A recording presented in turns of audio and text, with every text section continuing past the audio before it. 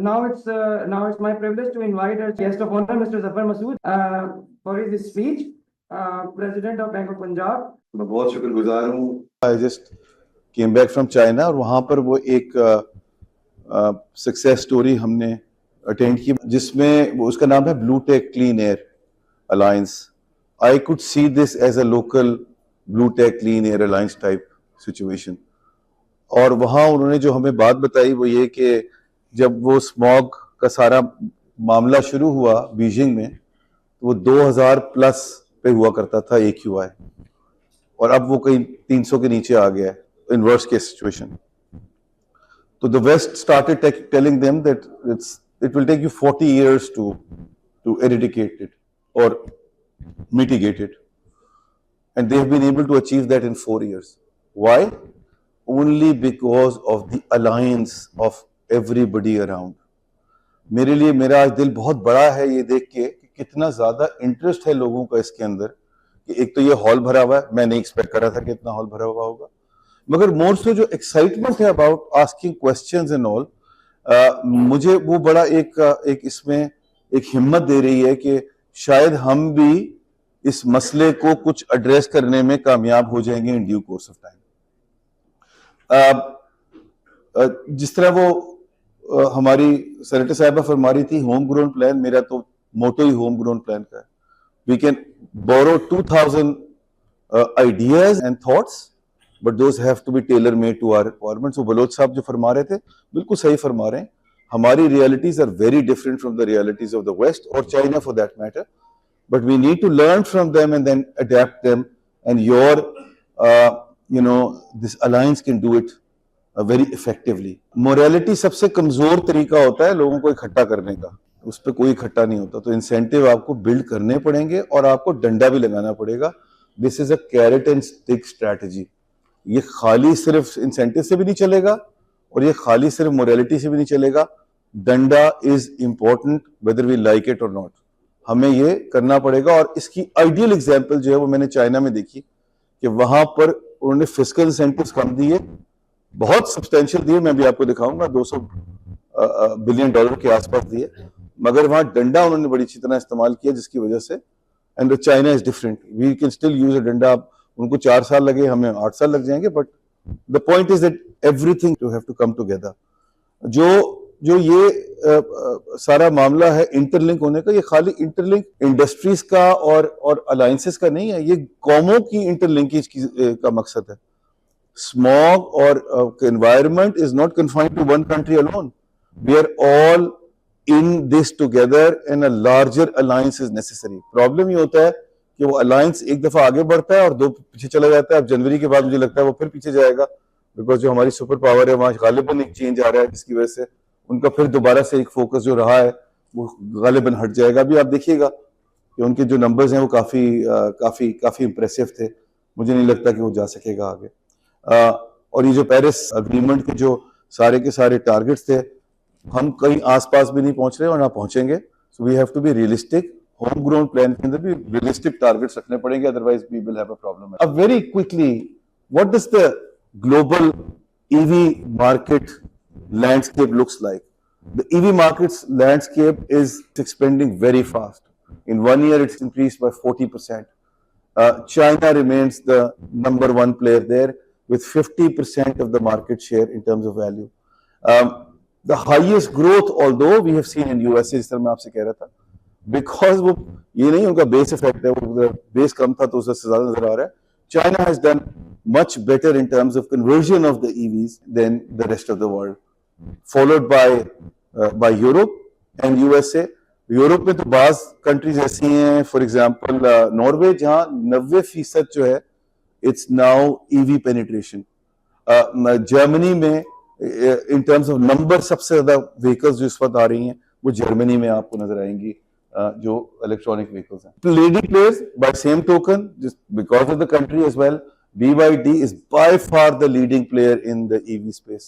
चाहे वो हाइब्रिड हो या फुल इलेक्ट्रिक हो, दोनों के अंदर they are the undisputed king. अगर हम ये देखें कि ये किस तरह दुनिया में हुआ है, तो ये combination of lots of things है. अलायंसेस की बात हमने कर ली, बट ये रेगुलेशन के बैक पे हुआ है, स्पेशली चाइना में। ये इंसेंटिव की बैक पे हुआ है, स्पेशली यूएस के अंदर। ये प्राइवेट सेक्टर की एंगेजमेंट से हुआ है, स्पेशली इन यूरोप, जहां पर यूरोपियन जो OEMs थे, they were very active in terms of working with the civil society in creating that awareness and bringing everybody together. China के जो डायनामिक्स हैं और वो क्या अपॉर्चुनिटी पाकिस्तान को पोज कर रहा है स्पेस के अंदर, वो मैं जरा आपसे शेयर करना चाहूंगा। एक तो ये कि बड़ा क्लियरली चाइना, तो खैर मैं ज्यादा उस पर गवर्नमेंट की सपोर्ट पे इसलिए एम्फसाइज नहीं करूंगा कि उनका तो मॉडल ही सारा का सारा गवर्नमेंट सपोर्ट पे बेस करता है, but $230 billion of subsidies have been extended to achieve where China is in today. They have almost exhausted their local market, or local market mein they're facing challenges of the affordability too. It's not just Pakistan, it's the Chinese also. And now they're looking to expand globally. And they've already started working on it. For example, in Thailand, BYD has 40% of the market share now. They are probably the largest in Africa. They're probably the largest in Latin America when it comes to electronic vehicles. BYD is now looking towards Pakistan as well. मैं अभी आपसे आगे discuss करूंगा वो कि how Bank of Punjab is playing a role there and उनका क्या plan है for पाकिस्तान। चाइना ने जो बहुत बड़ी अचीवमेंट थी उसकी, वो टेक्नोलॉजिकल साइड पे थी, और जो सप्लाई चेन जो है उसको उन्होंने किस तरह हार्नेस किया है और किस तरह उन्होंने मोनोपोलाइज किया है, that's a case study in its own right. So lithium की हद तक 70% बैटरी जो है वो वहां से आ रही है, और ये this is the real game changer for this whole thing in the future. Geopolitics, tariff challenges are there. Because of the tariff challenges, China is very keen to look at larger markets like Pakistan to arrive and take the advantage of the market situation, जहाँ penetration बिल्कुल low है। So it poses a great opportunity for Pakistan in terms of, local assembly and alliances with the local groups. Already Diwan is working with one group internationally. We have seen BYD working with Mega Group. Dongfeng has shown me interest. They're coming to Pakistan in January. We'll hook them up with one of the local sponsors here. Geely is coming to Pakistan on 26th of December. In fact, these are all big players. अगर पिछली वाली slide आप देखेंगे तो आपको नजर आएगा कितने बड़े बड़े नंबर हैं इनके। They're all looking towards Pakistan because वहां टेरिफ आ गया वेस्ट में, उनको लगता है ये कि शायद पाकिस्तान जो है वो अब एक बड़ी अपॉर्चुनिटी है, like Indonesia and all other Asian countries की, जहां वो ये एक इम्पैक्ट ला सकते हैं। Trade incentives are very critical. हमारे अपने कंस्ट्रेंट्स हैं कुछ, जिसकी वजह से वो हमें बिल्ट इन करने पड़ेंगे, किस तरह हम उसका एडवांटेज ले सकते हैं। Cost effective EV, specially 3 wheelers के अंदर जो है वो मेरा तो फेवरेट है, और उसके अंदर जो है सबसे बड़ी अपॉर्चुनिटी एग्जिस्ट करती है, तो माय माइंड अगर हम वहां पर कुछ हेडवे कर सकें। And last but not the least is the infrastructure development. मैं एक चीज बताना भूल गया था पैनल पे कि बीओपी ने as part of the CSR, although I don't like, इसको मैं नफी नहीं करना चाहता इस किस्म के इनिशिएटिव्स को विद CSR इनिशिएटिव्स, बट हमने वहां लिबर्टी मार्केट में, डॉक्टर नवीद, वहां लिबर्टी मार्केट में हमने एक पहला चार्जिंग स्टेशन जो है वो अपने CSR से डेवलप कर लिया है, और हम वो करना चाहते हैं ताकि बाकी लोग उसको देखें और उसको रेप्लिकेट करें। तो सबको मिलके काम करना पड़ेगा, इंसेंटिव भी बिल्ड होगा, CSR भी आएगा, सब चीजें साथ चलेंगी तो काम बनेगा, वरना नहीं बनेगा काम। सो फाइनेंसिंग के हद तक 2 पीसेस हैं, एक प्रोजेक्ट फाइनेंसिंग है और एक कंज्यूमर फाइनेंसिंग। मैं सिर्फ ये बताना चाहूंगा कि दुनिया में वो कैसे हुआ। फॉर एग्जांपल यूएसए के अंदर मैं वो भी बात कर चुका हूँ, डिपार्टमेंट ऑफ डिफेंस ने एनर्जी के फंड बनाए हुए हैं जहां पर वो कंसेशनल फाइनेंसिंग देते हैं extended periods of time. Tesla was one of the biggest beneficiaries of it. Green bond का कॉन्सेप्ट जो है वो यूरोप में बहुत पॉपुलर हुआ, they did exceptionally well there and still building up with the support of DFIs। तो ये जो DFIs हैं, their European DFIs are much more socially conscious and driven in comparison to the any other DFIs in the world. So आप उनको हमेशा देखेंगे। For example Pakistan की हद तक अब तक जो सबसे बड़ा फंडिंग सपोर्ट आती थी वो यूके से आया करती थी, विद द सेम प्रिंसिपल जो मैं आपको बता रहा हूँ ऑफ DFIs, बिकॉज उनका उनका बेंट बिल्कुल डिफरेंट है। प्राइवेट पब्लिक पार्टनरशिप चाइना में बहुत सक्सेसफुली इंप्लीमेंट हुई एंड इंस्टीट्यूशनल इन्वेस्टमेंट जो अब होता क्या एवोल्यूशन के साथ प्राइवेट सेक्टर भी आ जाता है, ब्लैक रॉक वगैरह, अब वो इंस्टीट्यूशंस भी जो है इसके अंदर आ गए हैं और काफी एक्टिव हो गए। जो कंज्यूमर फाइनेंसिंग है उसके अंदर भी यूरोप में खास तौर से डीएफआईज में केएफडब्ल्यू ने जर्मनी में वो concessional financing the, extended periods of time की, इंटरेस्ट फ्री। वो बलोच साहब गालिबन वो पूछ रहे थे, आप ने वो उस वक्त सवाल पूछा था, उन्होंने यही किया कि वो इंटरेस्ट फ्री फाइनेंसिंग रखी और उसकी कैपिटल सब्सिडी भी दी, तो वो थोड़ी सी ब्रीदर वहां पर उनको लोगों को मिल गया इन टर्म्स ऑफ अफोर्डेबिलिटी का जो एलिमेंट है। लीजिंग का जो टिपिकल मॉडल आप कह रहे थे, लीजिंग के अंदर मैंने कवर करने की कोशिश की कि वो टिपिकल लीजिंग का मॉडल नहीं चलेगा इसमें, आपको थोड़ा सा इसकी ट्विकिंग करनी पड़ेगी और थोड़ी सपोर्ट लानी पड़ेगी, कहीं आपको थोड़ा सीएसआर लाना पड़ेगा। जैसे मैंने पहले एग्जांपल कोट की कि वो वर्कशॉप कन्वर्जन में हम लोग किस तरह सीएसआर को बीच में लेके आ गए, या सरकार की इन्वॉल्वमेंट की जरूरत पड़ेगी for taking care of those subsidies and what is capital और इंटरेस्ट। जो एवोल्यूशन है ईवी फाइनेंसिंग की, ये बड़ा इंपॉर्टेंट स्लाइड है जो मैं आप लोगों से शेयर करना चाह रहा हूं। 2010 से लेकर 2020 तक जो एवोल्यूशन आपको नजर आती है वो सरकार की बैक पे नजर आती है, चाहे वो सरकार की डायरेक्ट सपोर्ट है या वो पॉलिसी इंटरवेंशन है। सो प्लीज इसको समझ लीजिएगा कि हम अगर इसमें ज्यादा कंफ्यूजन मत करें, सरकार को ये काम करना है और हमें सरकार से कहना है कि तुम ये काम करो। ठीक है, प्राइवेट सेक्टर जरूर है, मगर सरकार की इन्वॉल्वमेंट के बगैर अगर हम ये करने की कोशिश करेंगे, आई एम टेलिंग यू, हम कहीं भी नहीं पहुंचेंगे। तो ये दुनिया ने किया है। यूएस जो मक्का है of free trade, so called free trade, so much for free trade कि उन्होंने टैरिफ भी लगा दिए वहां पर, एंड कैपिटलिज्म, सबसे पहले उन्होंने सपोर्ट किया इस कॉज को for their own people and their benefit. तो हमें क्या इसमें परेशानी है? The only problem that we face is कि हम प्रायोरिटाइज नहीं कर पाती है सरकार इंसेंटिव्स किस सेक्टर को देना, और this sector deserves this, not just from economic standpoint but from the health standpoint as well। और जो मैं कहता हूं कि इंसेंटिव्स बिल्ड करने वाली बात, ये इंसेंटिव खाली इकोनॉमिक इंसेंटिव नहीं है, ये हेल्थ इंसेंटिव्स भी हैं। आप लोगों को ये बताएं कि आपकी सेहत पे इसका क्या असर पड़ रहा है, कि जिसकी वजह से अगर आप ये गाड़ी कन्वर्ट करते हैं इनटू एन इलेक्ट्रॉनिक व्हीकल और hybrid, how will that increase the life of you and the life of your loved ones and your children. ये इस तरह की जो इंसेंटिव्स है उनको हमें हाईलाइट करने की बड़ी शदीद जरूरत है, और दुनिया ने ऐसे किया। उसके बाद 2021 के बाद हमें नजर आता है कि एक ज्यादा इन्वॉल्वमेंट प्राइवेट सेक्टर की हुई है, जहां फंड्स भी आने शुरू हो गए, प्राइवेट पब्लिक पार्टनरशिप भी शुरू हो गई। अभी भी बहुत ज्यादा डिपेंडेंस है उन tax credits and all, nevertheless the private sector is now getting warmed up to the idea that this is something that they need to be part of and they can't miss this opportunity। जो challenges हैं इन EV financing वो enormous हैं, globally भी हैं और पाकिस्तान की specific भी हैं। जो इंफ्रास्ट्रक्चर गैप है वो एग्जिस्ट करता है और वो उसको हमें टेक केयर करने की जरूरत है। ये हमारा प्रॉब्लम नहीं, दुनिया में ये प्रॉब्लम आ रहा है। लिमिटेड बैटरी वारंटी है and useful life is a challenge there as well. Resale value की अनसर्टेनिटी है, जो अभी किसी ने बात की थी यहाँ पर, और उसके लिए जो सबसे इंपॉर्टेंट चीज है वो माइंडसेट चेंज है। स्टार्टिंग पॉइंट इज कि हम सबको एज ए सोसाइटी अपना माइंडसेट चेंज करना पड़ेगा टुवर्ड्स ईवीज।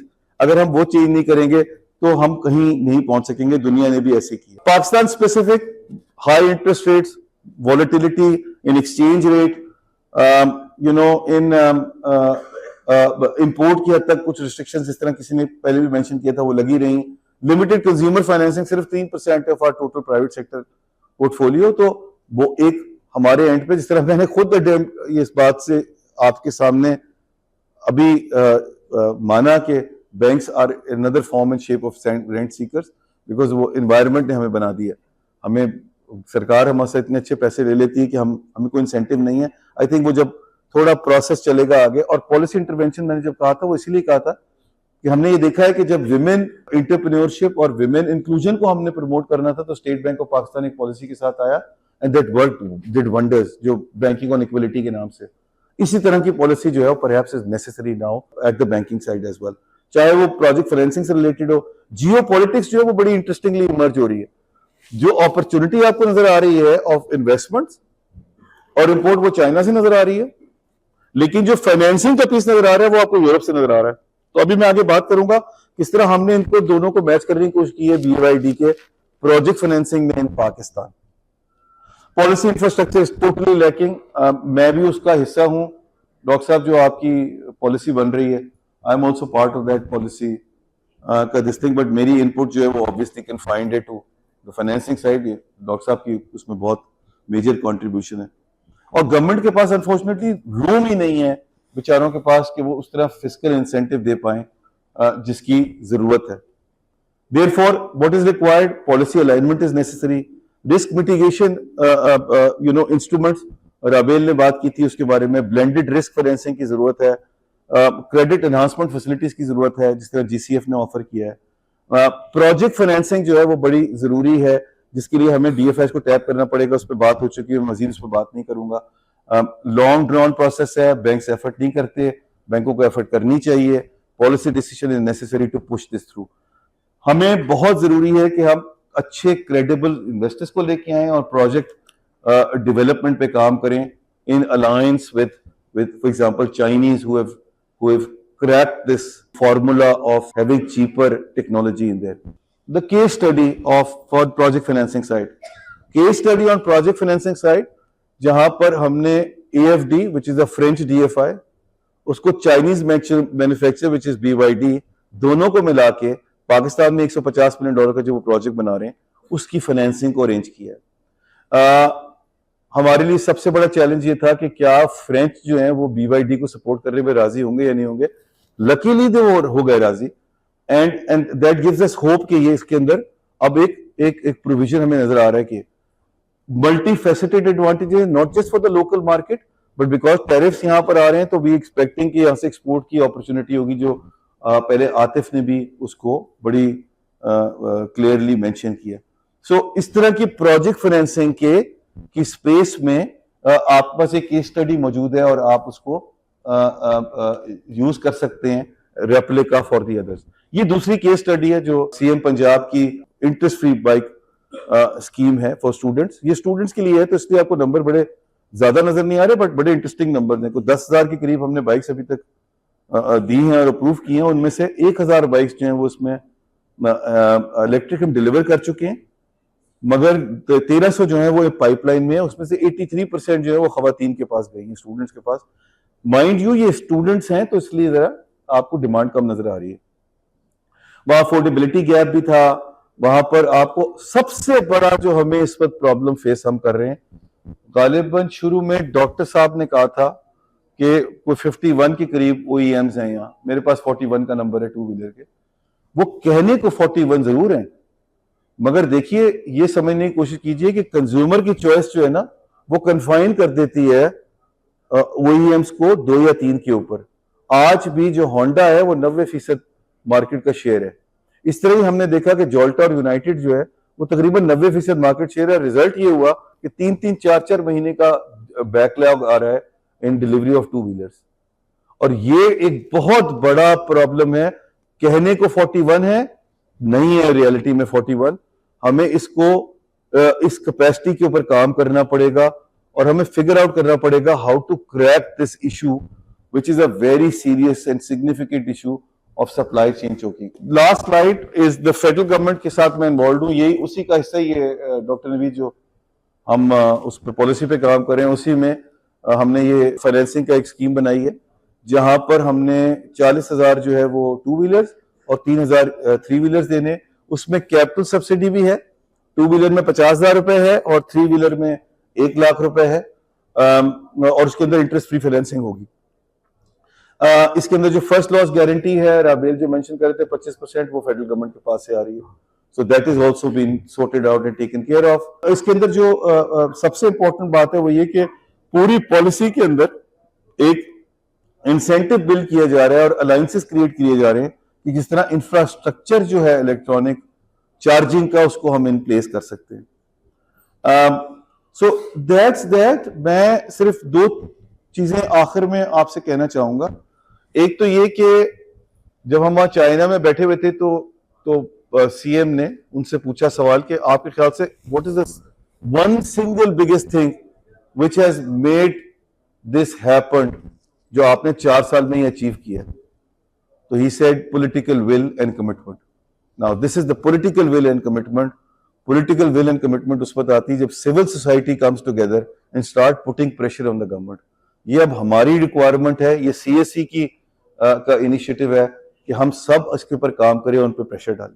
दूसरा, किसी ने यहां पर अभी बात की थी about the availability, lack of availability of project. मेरे ख्याल से डॉक्टर नवीद ने कहा था, तो उसके लिए टेक्सोनॉमी का प्रोजेक्ट है जो अब वर्ल्ड बैंक ने स्टेट बैंक के साथ काम कर रहा है, उस पर पाकिस्तान बैंक्स एसोसिएशन भी इन्वॉल्व है। टेक्सोनॉमी के बाद अगर हम वो प्रोजेक्ट्स को सब डाल सके एक पॉट के अंदर, तो हमारे लिए इंटरनेशनल फंडिंग बहुत आसान हो जाएगी, हमारे लिए एक रास्ता खुल जाएगा। आज बिल्कुल सही बात है, वो प्रोजेक्ट्स जो हैं वो अवेलेबल ही नहीं है, तो आप जाके दिखाएंगे क्या किसी को? बिकॉज वो उस तरह स्ट्रक्चर्ड वे में उस पर काम नहीं होता। थैंक यू वेरी मच, बहुत शुक्रिया।